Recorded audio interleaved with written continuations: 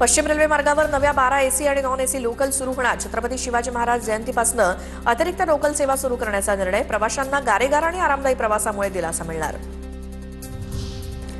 JNPA बहुचर्चित E speed बोट सेवेचं कंत्राट रद्द करण्याची शक्यता. माझगाव डॉक कंपनीसोबत केलेल्या 38 कोटींच्या खर्चाची तरतूद रद्द करण्याच्या हालचाली.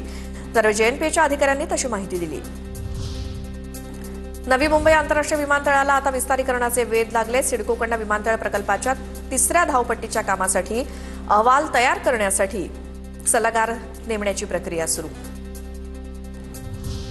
ठाणे, रायगड आणि पालघर जिल्ह्यातील एमएमआरडीएच्या भूखंडाचं भांडवलीकरण करण्यात येणार. विविध प्रकल्पांसाठी निधी उभारण्याकरता शासनाचा प्रस्ताव. काही भूखंड विकसित तर काही भाडेपट्ट्यावरती देण्याचा प्रस्ताव. मीरा भाईंदर प्रभाग क्रमांक 6 मधील अनधिकृत कशिश ऑर्केस्ट्रा बारवरती पालिकेचा बुलडोझर. वॉर्ड ऑफिसर प्रियांका भोसलेंचा अनधिकृत बांधकामांविरोधात आक्रमक पवित्रा. बारचे वाढीव बांधकाम जमीनदोस्त केलं.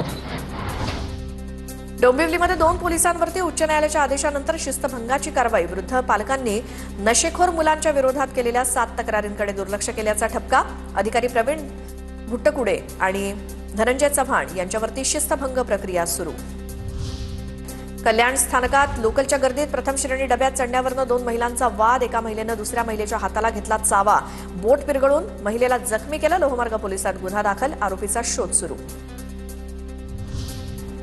भाईंदरच्या इंद्रलोक परिसरातील दुकानाला भीषण आग. अग्निशमन दलाच्या तत्परतेमुळे मोठी दुर्घटना टळली. शॉर्ट सर्किटमुळे आग लागल्याची माहिती.